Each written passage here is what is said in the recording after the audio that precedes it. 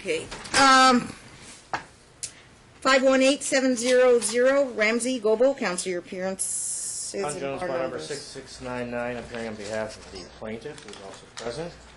John Courtney, 11092, appearing on behalf of the defendant, who's with me in court today as well. Okay. Our motion. Do you want me, I mean, you can go ahead. I'm going to rule on attorney's fees. I'm going to rule on child support. It was bifurcated out from the evidentiary right. on custody. So, I've read all the paperwork. I mean, it's real simple. Although the good news, Judge, is she did yesterday file her most recent pay stubs and her 2017 tax return. You're still working at the same place? So she makes, according to her 17 tax return, $2,000 a month gross. Slightly more, but for round numbers. You and Mr. Courtney stipulate to the 18%? I think the argument they made is that for some reason she should pay the statutory minimum, which would mean she's different than every other payor in the He's history arguing of deviations. the state of Nevada. Okay. On the argument regarding deviations, Judge, if you actually look, the only ones that apply, cost of health care. Wait, did she get an FDF or just the pay stubs? She just gave me the pay stub. She didn't file an FDF. I Mr. asked for an FDF, never got one. It's required, Mr. Courtney, when you file an opposition on money issues. I understand, Your Honor. Has it drastically changed since she last filed an FDF, which might have been many moons ago? I don't know that she ever filed an FDF in this case, Judge. I can tell you this, I Your have Honor. this rule, like if it hasn't really changed much and the length of time, Well, I'm I will gonna tell penalize you you this. for that. I said to Mr. Courtney in an email, hey, listen, I don't really even need an FDF because my client has primary, so we're not doing a Rikers Osborne. I said, I don't really even need an FDF. I just need to know what her income is. Can you give me her W-2 from 17 and her most recent pay stubs? all right, I won't I talk about sanctions or anything for not I filing know, or and ruling, I wouldn't want you to do that. primarily ruling because you failed to file an FDF. But the issue is this: we know what her, we have legitimate confirmation of her income at this point. It is $2,000 a month Gross, gross. So Okay. that's a base child support obligation of $360. $360, yeah, 18%. Child or health insurance is $186 a month. Half of that is Dad 93. pays that. That's $93. So that puts her at a base amount of $453. Then the question is, as this court knows, my client has had primary custody since December 1 of 16. Actually, before that, but there was a hearing in late November at which the court placed the child primarily with Dad. About 16 months. Yes. Actually, I've calculated out just the base support amount. Constructive arrears from that date would be $6,480. Medical arrears, Dad just got coverage starting in January. First payment was in December. So he's paid 5 months at $186 without any contribution from Mom. So half of that is $465 in medical arrears. So that puts us at $6,945 in arrears. So the question then is, with that amount, what would the arrears payment be? If she's at $453 and she has just under $7,000 in arrears, something as low as $50 is going to take forever. Probably the child will be emancipated by the time it would be paid off. But to be, fair, if you made it $50, then she'd be at $503 per month. We would suggest that whatever's convenient for her, as far as half on the 1st, half on the 15th, half on the 5th, half on the 20th. She gets paid every 2 weeks, so I'm not sure which days her rent is due, so maybe there's a better time for her to pay. The only thing I would ask, Judge, is if she falls, 30 days in arrears or more, that we'd be able to submit an ex parte request for a wage assignment to her employer to make those payments for her. 30-day rule, okay. Yeah. So those are the numbers. As far as the deviation factors, practically speaking, cost of health care favors Dad.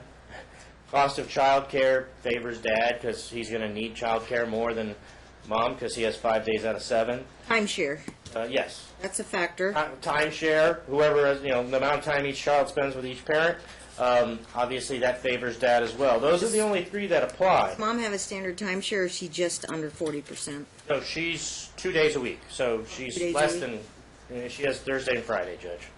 Okay. So all of the other factors, there is not, Relative household income. that's the only one that would favor a reduction against 3 that would favor an increase if there was going to Dad's be an argument. 5610, 12 months. He's pulling 67 grand plus a year. 67,320 to be exact, based on his numbers.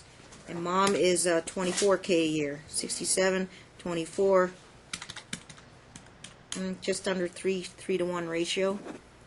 But generally, Judge, the relative income of the parents is a deviation upward factor, not a deviation downward factor. Meaning, when case someone law? makes $100,000 a month, they shouldn't be paying $1,115 a month in child support. That's Actually, is there a case to support that? There is not a case to support that. It's just been a lot of years of practice seeing that as a deviation factor upward more so than downward. In fact, I don't know that I could remember a case where that was a factor to deviate downward I don't remember if I ever ruled that way. because our statutory scheme is so favorable to the payor, at least now it is. Apparently they say they're changing it so that people will be paying child support at a more reasonable rate than what they have for the last 20-some years. But heck, I still remember practicing when the statutory cap was $500. But They'll pay more if they were in California, I'll tell you that. oh, they sure would, Judge, and it would be exponentially more. But regardless, the numbers are as I've represented them. Okay. There isn't a legitimate argue for deviation. And then on the issue She's got of another dependent, doesn't she? well, she might. I mean, I'm assuming she's pregnant. Yes, she's having another child. Oh, not Doesn't present. have one presently. More importantly, the legally obligated to support is Are you when there's a expecting? court order. Yes, ma'am. When are you due? Next month. Who is the father? My co-worker. Co-worker? Oh, well, not Jason Snow, right? No, we sure hope not. But at this point, that's not. December, you said? Next month. Oh, I'm sorry. June.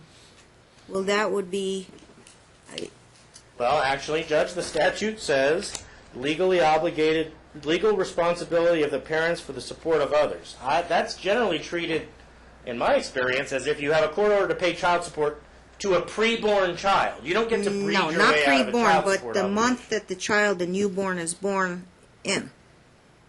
I'm sorry? The child is born in June, then we would apply. Normally, I have a standard deduction. Used to be $50 for having another kid in the old days. Now they're doing Well- $75 in child support court, but then we don't know if that child would have other needs, or because it's a infant and a baby, and based on their relative income household, does it cost more to provide for a baby? Should she ask for more than 75 offset? I believe. Diapers, formula, food, and all that. I believe, and I have been successful in arguing, We have. that you don't get to breed your way out of a child support obligation. Meaning, under the theory that she gets a reduction in her child support by having one child, even though she doesn't have a court order to support it, and I've always argued, and I've had judges agree with me, that you have to have a child support obligation for that child in order for that deviation factor to apply. Meaning, if it's a before-born child that you have an obligation for, you absolutely are entitled to a deviation or a consideration for a deviation. Presume I can look at anything if she's residing with the other parent. Well, They're then that'll be a whole sharing different issue. Is what is expenses? he contributing to her expenses? You know, so we'll get into a Jackson situation if she's seeking a deviation for this child. But I firmly believe, and one day I'll take it up to the Supreme Court and have them tell us if you can breed your way out of a child support obligation. Because a blanket $50 means that if she owes him $360 in base support, she could have 8 more children and owe him nothing, right? Obviously, that's not the intention of that, because the child born first comes first from a financial standpoint, and the children born after are the I ones agree with that... you. That's never been ruled on because It has the parent of the first child thinks it takes away from the first child by having additional children. Correct. Now, Anyway.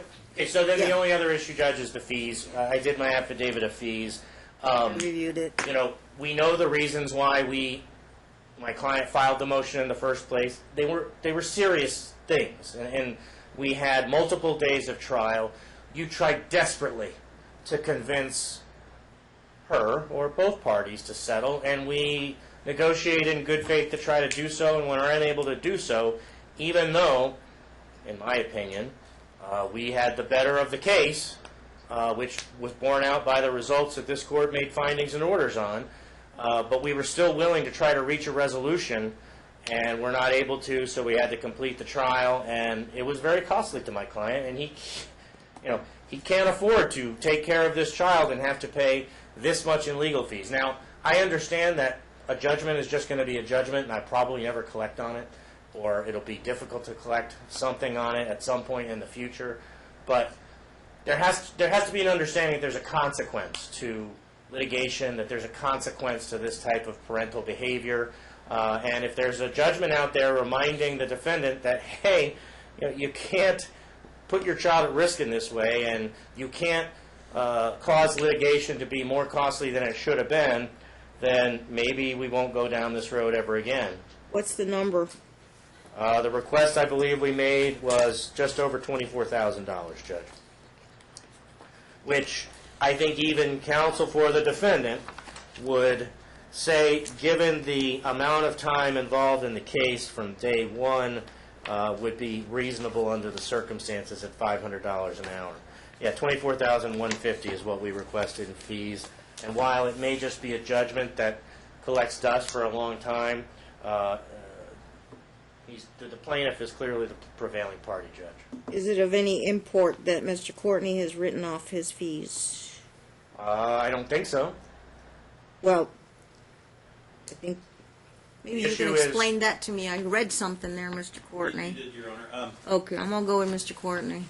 You mean you're not collecting on your entire bill? I'm not going to collect on my entire bill.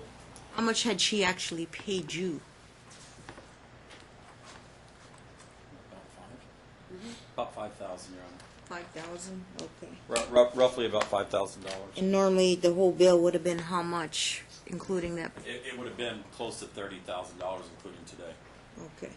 And based on that, I mean, the one thing that Mr. Jones is saying that I can't disagree with is his entire amount is not unreasonable under Brunzell, because ours was a very similar amount, and I think ours was reasonable too. But there are a few counter arguments I'd like to make regarding some of the other things that he's argued.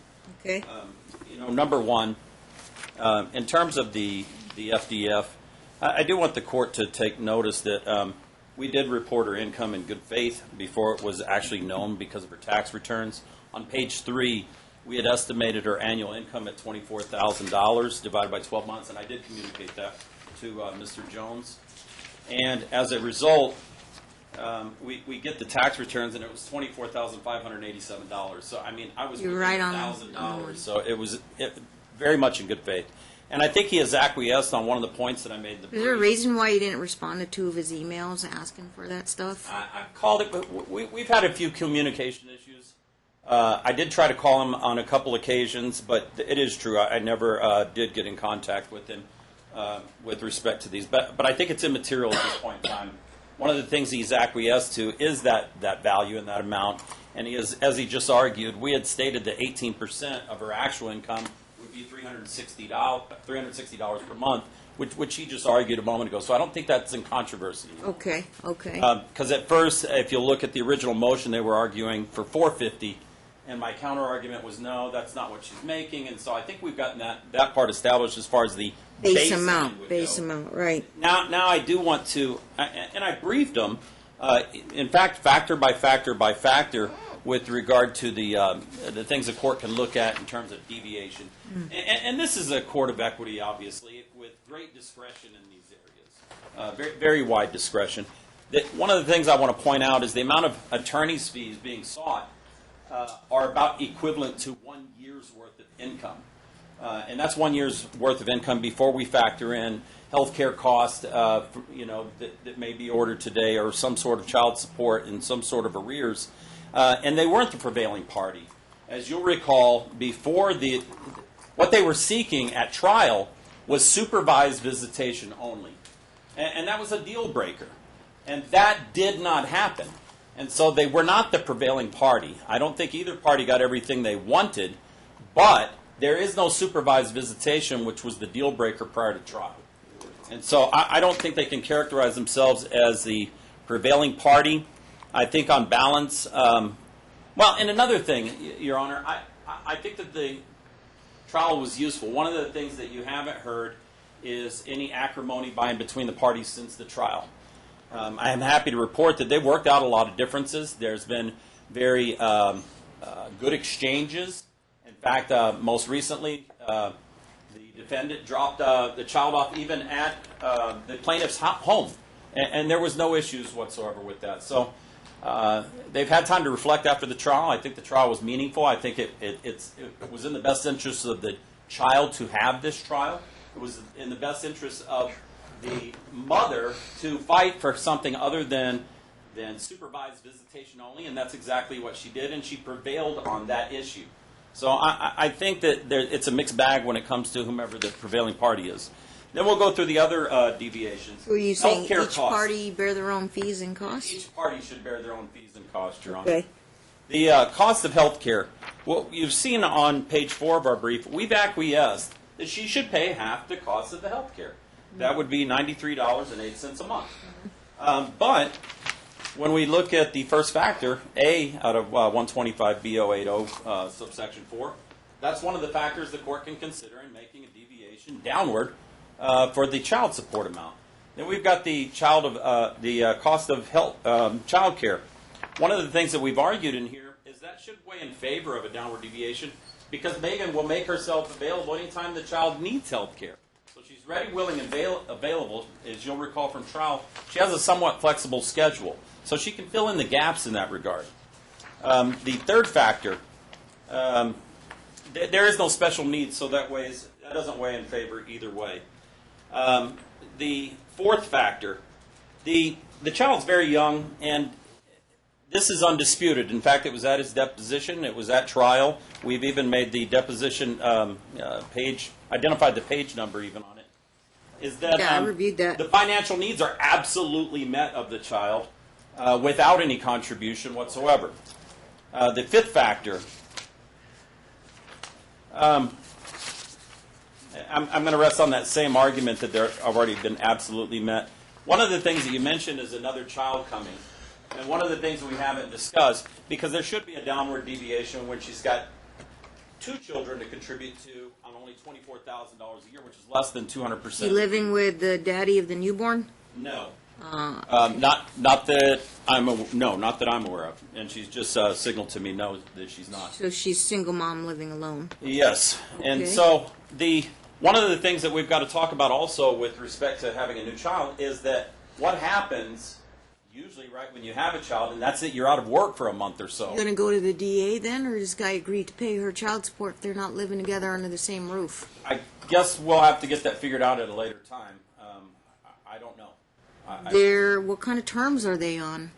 You can live together, you can live separate, but raise a child together I plan on raising this child on my own. on your own. Yes, ma'am. Are you gonna have to go?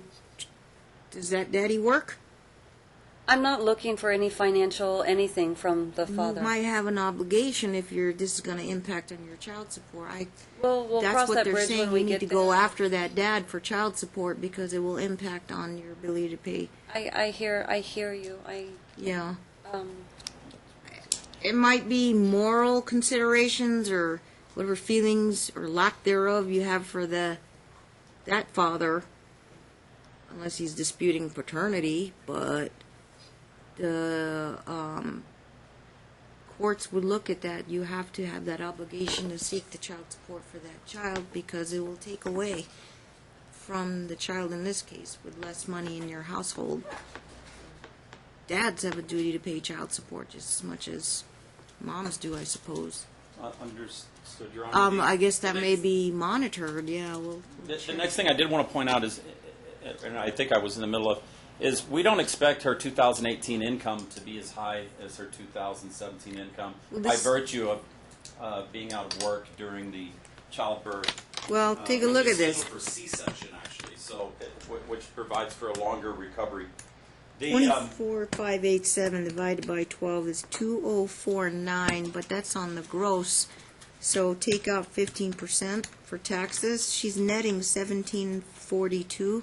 Yes, Your Honor. And what is her rent, utilities? I have those car notes payment? right here, Your Honor, and I Give me the bottom line number and tell me if she's going to be in the hole. I will give you a So bottom child line number. support's number one priority above car payment, rent, Here it is food and right groceries. And The rent is in the amount of $600 per month. The truck payment or vehicle is $350 per month. yeah, Utilities, approximately $200 per that's month. about right. Insurance, approximately $200 per month. Car insurance and health insurance? Car insurance, 200 a month? Is it a new truck? Pardon me? $200 a month for car insurance. Yes, sir. That's what I'm told, Your Honor. All right. $100 a month for phone. Cell phone and all that? Yes, Your Honor. Yeah. And with data and everything else. And then approximately $550 per month for gas, Groceries. gasoline, groceries, and clothing, which brings her to expenses of exactly $2,000 a month, which she won't even be able to cover this year, assuming that she's going to be out of work for upcoming for probably about 6 weeks because of the delivery of the baby. And then I was going to get into the 10th factor. I'm shuffling around a little bit here, so bear with me, Your Honor. Yeah. The 10th factor talks about how much time the child is spending with the non-primary custodial parent. It's been represented that it's 2 days, but it's actually slightly more than 2 days when you factor in for weekends and some of the courtesy that plaintiff is also provided in terms of allowing extra time here and there with the daughter. The 11th factor, let's see, no, I'm going to skip that one, it's neutral. The 12th is regarding his income, and it's almost 3 times what her income is. Mm-hmm. I do believe also that there is another household contributor at this time for plaintiff, living with plaintiff. And so that could also be viewed under that 12th factor. Relative household of incomes. That's if he was seeking a deviation. Her seeking a deviation, she doesn't get to say that. That's your position, right? Okay. Well, I think that's what the law is, Judge. And so Yeah. here's our final point. You know, I've gone through the factors. I don't know if that's precedent. You said you'd be willing to take that up to the Well, Supreme no, I think that's what Jackson talks about, Judge. I think that line of cases talks about if someone is seeking a deviation in the child support that they are. Words. Right. Okay. Okay. It's to say, well, look, she doesn't have as many expenses because she's got a rich guy that she's living with. Therefore, you know, that kind of thing. Gotcha. If he was the payer. I don't acquiesce to that reasoning, but I am saying this. That's not the facts in this case. Mom is not it's reliving not. with some No. super rich At any millionaire. rate, here's what I'm arguing, Your Honor. I've recognized as an attorney that there's no possible way that she could pay me. And so that's why I've waived any fees for myself, even a substantial amount of fees. There's just absolutely no way. And it's more important to me that she's able to contribute toward health insurance and things like that for the child than paying my firm. And so I've waived it. In fact, today I'll be asking you to sign an order because I think I'll be done with the case today. This is the continued aspect of the trial. You'll be done today. I think you both can file your SCR 46 with notices of withdrawal. He has an order for withdrawal, Judge, that I have no objection to you signing. Oh, okay, no Yes. objection. I Yeah. already did a notice and have the client here. But at any rate, I do believe that there should be a downward deviation. We have to make it such that we're not guaranteeing that she'll be put into bankruptcy. I don't think that's in the best interest of the child to have one of the parents already skirting the poverty line to be put into sure and absolute bankruptcy. I just don't see that as being in the best interest of the child. I do acquiesce that there should be a 30-30 rule. I do acquiesce that there should be a contribution on the health care insurance. I've made my arguments, and I'll submit them on the briefs regarding the downward deviations and how the court should lean a little closer to the minimum rather than the baseline. And also, Your Honor, I don't think it's even possible, and Mr. Jones has admitted as much, for her to really catch up on arrears. Anything over $50 a month wouldn't even be possible for her to do. He's already acquiesced that he'd probably never be able to collect a judgment on her for attorney's fees, which is an admission that she's too poor to pay them. The 6480 arrears, you're just not challenging that? In the No, I am challenging it, Your Honor. I just don't think she has the ability to pay without financial ruin and without the threat of becoming homeless. That's 6945. Yes. They file a DA case. You know what happens when they file their taxes in March. I do understand, Your Honor. They'll intercept their tax returns. And I do understand that they would garnish wages, but I don't want her out of house and home with the new baby on the way because she just simply does not have the ability to pay. Recall this too, Your Honor. I think this is important. I think it's very important, and I put it in my brief. She has an option to make potentially maybe more money. But I think Your Honor recognized at trial that she does not need to be in the bar industry anymore. And that was her career up until the end of the relationship here. Yeah. She has changed careers for the better, away from alcohol. She had the alcohol monitoring. She's really made a lot of changes in her life. She's poor right now, trying to gain enough experience to get to that next level and that next level. And I think it's very diligent of her. I think she's doing it in good faith. We don't have any representations here that she's willfully underemployed or anything like that. She's just simply started over for the best interest of the child, got out of the alcohol industry, and I don't think that she should be punished for that. I think Where are she you should working be at? congratulated for it. She works at Good Pie, which is a pizza establishment. At trial, she also worked at a different pizza establishment, moved over to this other up-and-coming company with the hopes that she could rise in the ranks a little higher in this newer company. Right. So she's making her strides to stay out of an industry that might not be good for the child or herself, to stay in an industry where she has flexibility of schedule as well. Okay. And so I think that should be taken into account, Your Honor, as to why she makes so little money. She's in her middle ages in the midst of a career change, Your Honor. Okay. Brief Just rebuttal. briefly, Judge. She has a bachelor's degree. Okay, just so we're clear, she has a college degree. Bachelor's degree? I don't It's know. my client's understanding she does. From culinary school? Oh, no, she has a degree from culinary school. I'm sorry. Okay. Different. It's not. Probably not Working in considered that trade. bachelor's. And her career was in fine dining, not in alcohol. It was in fine dining at restaurants like Bouchon. So this idea that she now gets to work in a pizza place, and what he's asking you to do, Judge, is treat her differently than 100% of the payors of child support in the state of Nevada. There's no legal basis for that. On this issue of, gee, I don't want anything from my new baby daddy, I don't want child support, I don't want financial support, but please reduce my child support for this child, my firstborn child. I'm sorry, Judge, she doesn't get to do that. If she's wanting a deviation, she's going to have to go and get child support from him. This idea that she's going to make less because she's going to be recovering, that's something she can recover from the father under the factors. The expenses reasonably related to mother's pregnancy and confinement. That includes lost wages for being laid up. We have case authority on that. So she can get all of those things she's saying you need to consider from the father of the child. Okay? That's a fact. So she doesn't get those deviations.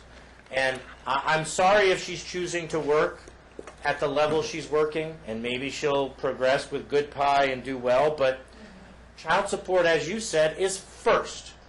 You don't go to jail for not paying Cox Cable or AT&T Wireless. You go to jail for not paying child support. In this case, I guess the part that I think is very frustrating to me, Judge, is even under their theory that I owe health insurance and I owe the statutory minimum of $100, she hasn't paid a dime. This motion's been pending. She didn't come before you with clean hands. You heard this is a court of equity, not when you have unclean hands. And if you'll recall, she wouldn't even talk to him about getting health insurance for Lily. She was uninsured. He sent her the information. Our family wizard response was, talk to my lawyer.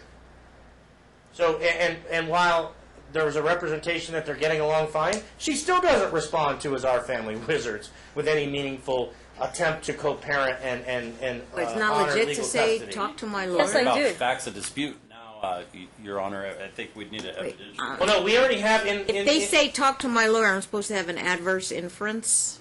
well, when Then let's go through when the he lawyers. emails her and says, we need to get Lily health insurance, here's the policy I found, is this okay? Will you pay half? You know what? That's a decision for parents, and it has nothing to do with lawyers. And this was before the end of trial. And while she's before the eyes of this court, she said, talk to my lawyer. I will not You communicate can't with take you away about both that. their rights to talk to you guys and get the proper legal advice on that. But anyway, I don't want to belabor that. But Judge, Okay. saying, will you please say this health insurance is okay, and she's unwilling to even respond?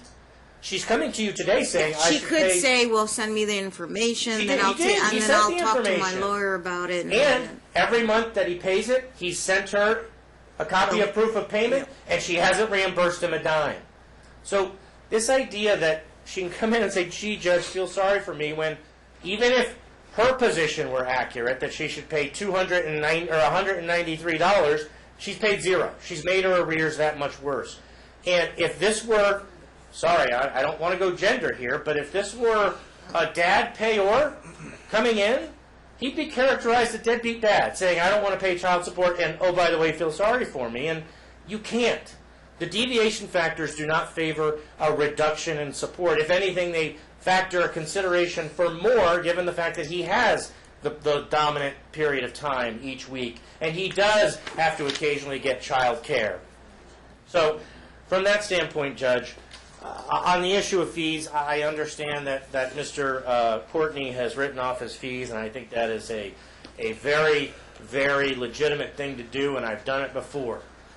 However, it doesn't change the fact that Dad had to file this motion to protect the child.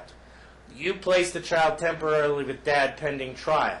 You heard the evidence and determined it was in the best interest of the child to be with Dad.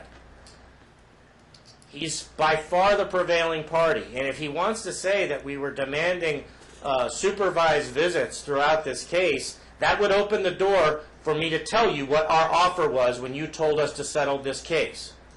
And if I told you what our offer was, but we still had to go forward with trial, you'd probably give me more than the fees I'd asked for. She refused. On the record, you didn't ask for supervised in your closing No, arguments? I did not. But regardless, the motion was to modify custody and to award Dad You primary. can only rely with Dad ended up with primary. Those are the only things that really matter, Judge, from the attorney's fees analysis. But child support, the order should be very clear.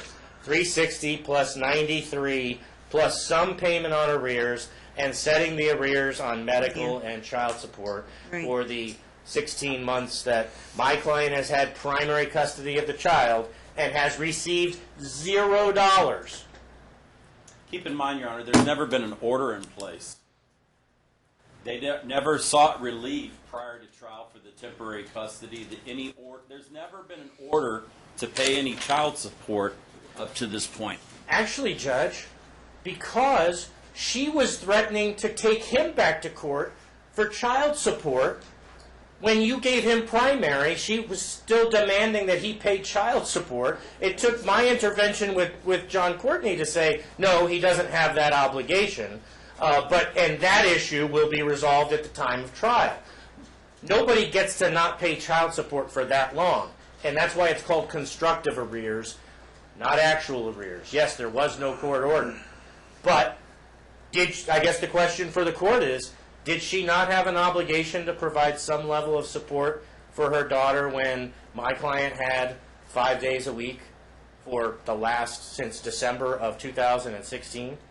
Keep in mind, Your Honor, during the litigation, his testimony under oath is the financial needs were absolutely met. That was his position prior to trial. And we've acquiesced to pay half of the health insurance payments. We're coming here in good faith saying, yeah, we should have to pay those, even going back. But this argument's getting out of hand, and we're starting to talk about things that actually didn't happen. It's not good faith never to happened. say we're going to comply with the law. You get the last rebuttal. It's not good faith to say, gee, I'm going to comply with the law. Okay. Very good. I've heard a lot of oral argument. I've read the detailed briefings on the issue of child support. I will take that up first. Court will now officially set child support 18%. Counsel stipulate the base amount is $360. Second finding, the court finds that $93 is the health insurance amount. That's not questioned. So you have to add the two and you get $453. Okay?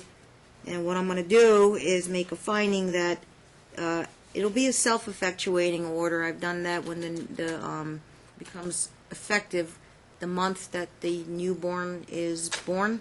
So if the newborn is going to be born in the month of June, I'll do a $83 offset.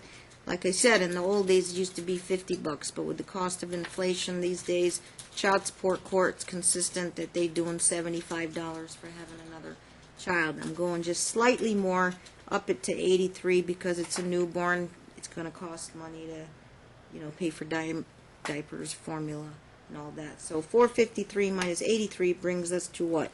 370.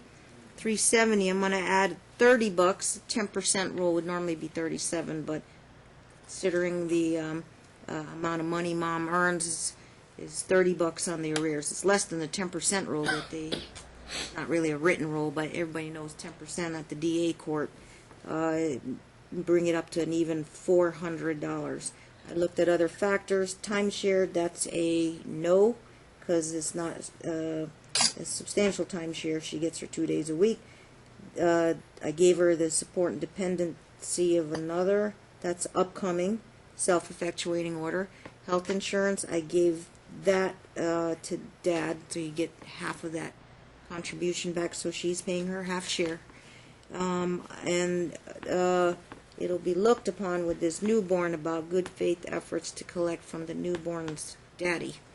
Might be a emotional or moral thing on her end, but it will be monitored by the court sometime this year if she's going to go file a DA case and collect birthing costs, collect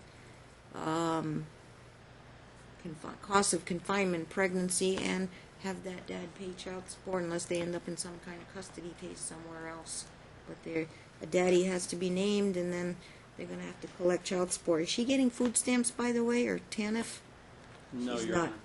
Okay, this is something I also have to look at. That's my number, $400, which is 1/5 of her income, I guess, her gross income. You said 453, so it's actually over. No, it's 360 plus 93 is 453 minus 83 for coming up next month, 83, and then that'll get her down to 370, and I did less than 10%, so $30. Okay, so the very first payment is contemplated the baby's born in that month because it's self-effectuating. I'm not going to require payment for May so she can get squared away, but the arrears, you want to update the arrears? What months have you included on the 6480? It was through... April or March when you filed your I motion? think it was through April, Judge, but let me make sure. Yeah, why don't you check, and I'll just tack it on the arrears for the month of April or May. She'll start in June. Now, Actually, it would have been through March. do I have the authority or jurisdiction to consider she'll be on either FMLA or maternity leave for the month of June and July, potentially? FMLA is unpaid. That's what I mean. So I put her at $100. I can't go below 100 though. While she's unemployed or on FMLA, she'd be set at the unemployed rate. So she'd get a little break there for June. And when is she going back to work? Some moms we're go not back. sure because it's a C-section, so that can take anywhere from 6 weeks to 12. Yeah, I can't predict, but you know, if I give her a breather for June and July, it'll be 100 for June, 100 for July, expected to be full-time working come August 1st, and pay that $400. So 100 for June, 100 for July. Have you updated through the end of May? And I'll set her. She's still Actually, yeah. She's so actively working this month. the 6480, Judge, I believe, is How am I supposed to from December to take care of things? December through November, and then so that's 12 months. December, January, February, March, April, May is By the way, who's her daycare gonna be 18 months. when the baby's born? She's probably gonna Well, Your need Honor, some- I think since she won't even be able to cover her basic essential bills, I don't know that I have no idea how she would have daycare. She's not going to be able to pay That her had nothing to do basic with her bills. getting I you. can't even survive on this. Like, that takes every bit of my money. So she'll have $150 a month based on our What do you representations do for at food and for child care and for every other expense. $150 No, a I month. get He it. makes 3 times Well, what ma'am, I hold on. do. I'm talking right now. Yeah, I get it. I got moms that want to go out and work $10 hour jobs only to make enough money to cover the daycare. So why even work? Some of these moms, you know, I'll go get a job. The job money I make goes all to daycare, and you know, to put an infant in daycare can run as high as $150, $175 a week. Do the math. That's $700, $800 a month. How are you supposed to live and pay your rent and all that? Okay, but you also have a public policy that child support is priority over rent payment and everything. I'd look and see if she has other, you know, forms of family support in town, but obviously we'll get there when we get there, and she'll file an emergency motion if she ends up on welfare or out on the streets. If she's got a newborn she can't pay daycare for, on food stamps, on Medicaid, we'll get there when we get there. To be on But welfare I or don't on think Her income. there's no mandated authority for a court to be sympathetic. I would suppose to say that child support would be on the bottom of the list above your truck payment and your rent and all that. You know, Well, I mean, different than dad's coming in my if he- courtroom saying, Maybe the baby daddy makes more than we don't know anything about this person. $20,000 a year, and Maybe if he's so, some he's going kind to of be paying more construction child foreman support, making which will $80,000 a year. replace this You don't know. expense. Your This is- Honor, I'm just I don't really want to dig into her private business, but it is relevant to the judge how much this daddy's going to pay, if he's making good money or he's just out there unemployed, whatever. Your Honor, in light of the But I would always wait make years adjustments. and the 20% change of circumstances type thing, I'm wondering if Your Honor She's would not be- going to end up on the streets paying $100 a month for June, July. She'll That's file correct. her emergency motion in August, or maybe rehire you, or you do it pro bono again. I don't know. That's what We'll I was check her asking and- for, is for leave to be able to. It's coming, unless these two work it out. Other suggestions I can make, okay? Cut mom a break, but she's not off the hook on the 360 or whatever this amount's going to be through the end of December. Give her until the end of December. You get promoted at Good Pie, or take a second job, or take another high-paying job. Maybe between May and the end of the year, Mom, you can go seek out a job that'll pay more money. And Judge, just so I Something maybe Dad might want to consider as well. Keep her on You know what? 100, I'm keep her on sure he'll be open to 200. discussions, Judge, but Right. we really just But need right to now, get in order. my hands are tied. The law says 360 fixed. Barbagallo, that case says no upward or downward deviations unless there's a compelling reason. But what have we be done in the family courts ever since I've been on the bench? You guys know this. We always give discounts for health insurance.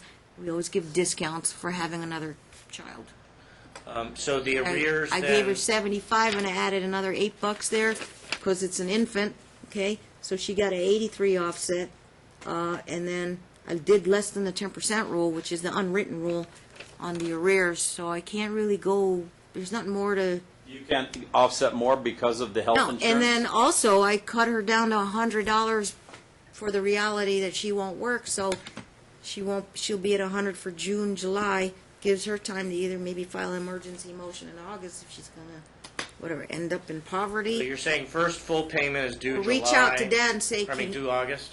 you put me at 100, 200, give me to the end of the year, I'll try to get promoted or take a second job or take a higher paying job. It gives her a little breathing room to get her squared away with her newborn and maintain here. I'm sorry. I apologize. So the arrears are 64 the 6480 and the 465 for the medical? You okay? You need to update or check, or you just No, fine with that number? I did all the math. And then... so- 6945 of health insurance premium arrears and child support arrears going back since it was subject to retro modification at 6945 reduced to judgment. Now, should I say collectible by any lawful means? Yes, execution stayed at the rate of the $30 a month effective August. June, July will only collect 100 for current support. So interest will accrue. Well, but And- also, if he opens a case with the DA, then The he's DA will entitled follow. to the intercept of her tax refund every year to go towards the arrears. Your You're Honor, not I- superseding that, I'm assuming. You lawyers know how it works. That's an executive function. I can't tell the DA, do not take your driver's license if you fall behind on your arrears. That I cannot touch, so I'm telling you right ahead. They have a right if you fall way behind or haul you into court, and then or they'll just suspend your license. Your Honor, we're objecting to the math calculations too. You are. Yes, he had based it off $450 a month No, to come up to his original arrears. I redid it just now at 360.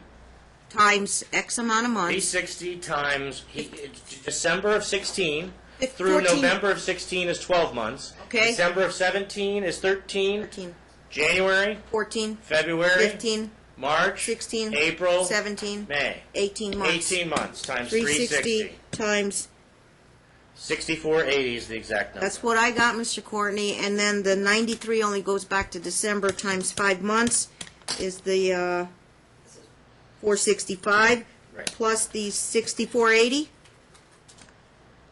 Did I get? It's the 6945. Correct.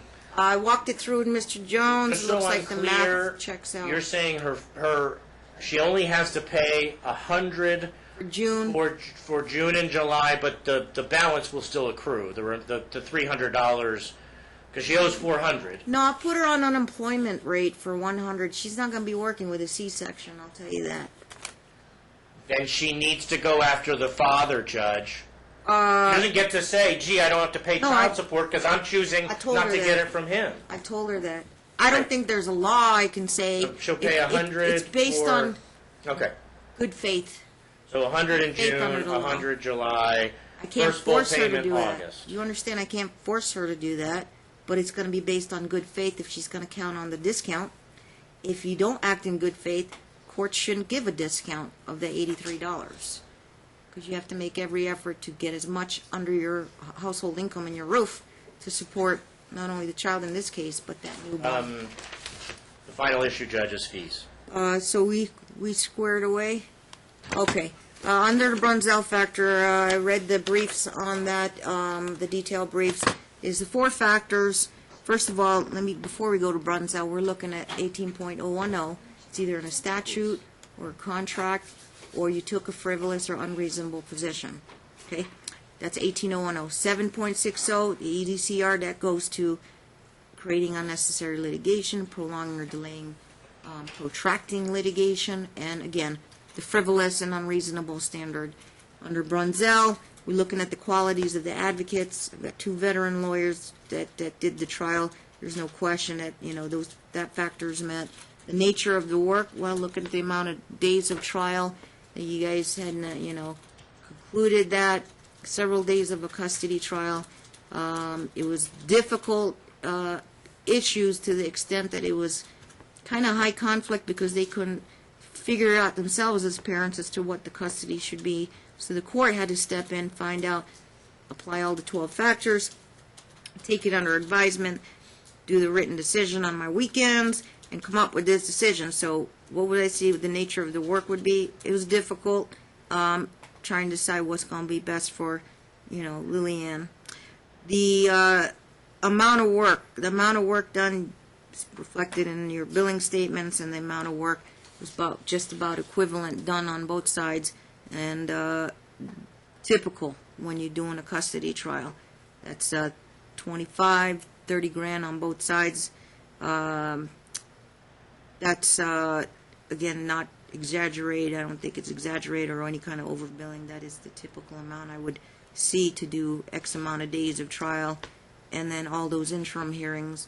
There was more than one interim motion hearings I also had to hear on this case. So, and I reviewed the billing statements that was attached by Mr. Jones, and then Mr. Courtney obviously didn't submit because he's pretty much written everything off but the $5 grand that he collected from Mom. Now, here's the factor. Let me kind of make a disclaimer. That case, Wright versus Osborne, says, not one of these Brunzall factors should be the overriding factor. I have to take things in the totality of the circumstances. But we are looking at prevailing party. And again, I'm not saying there's winners or losers in family court, but just really, what position did you take? It's prevailing party on a reasonableness standard. So what positions did you take? Dad, it's not unreasonable that he wanted the primary custody for whatever safety and reasons and best interest of the child reasons. Is it unreasonable for Mom to defend her joint physical custody status? No, I didn't think that was not unreasonable. It was reasonable for her to say to try to defend a joint physical custody, which I believe when I was writing the decision, it wasn't a slam dunk black and white ruling. I think I really had to go back and forth. I think it was more close call whether or not I was going to give Dad the primary or leave it on joint physical. So I don't think it was unreasonable on that end. I believe I've never heard officially on the public record. We've had settlement discussions with your client's consent, in the chambers, but officially on the record, they have never asked for, or at least by closing argument, they didn't ask for the supervised visitation, though that would have been a different consideration from the court. They asked for primary, they didn't ask for supervised visits. Mom asked to keep it status quo. And so does that leave any other issues where they acted frivolous by wanting to defend either their custody status or going for the primary status? Let's talk about these other nuances. Okay, number one, looking at, this was a high conflict case and it went over several days of trial. So there was a lot of work done on both sides and on the court as well. But in terms of whether any other basis for child support arrears, under 125B, I think it's 04 or 140, she can't be mandated to give the mandatory fees to Dad because there hasn't been any prior judgment. Now the judgment's coming down today. I can't award fees under the child support statute in respect to the health insurance premium arrears. Is it have to do something with prevailing party of whether or not how these parties communicated or co-parented? I believe that's all reflected in my findings, fact, conclusions of law.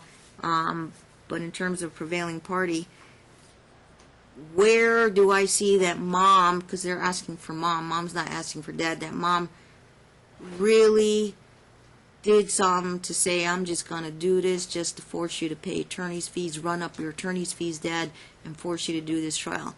I don't see that. I think Mom was kind of, it was kind of a life situation for her. I don't want to lose my joint physical. The child's very young. Dad's trying to take my custody away. She had to do what she had to do. And they both brought lawyers in the courtroom. I don't see anything frivolous in that regard. Trying to think of all these other issues.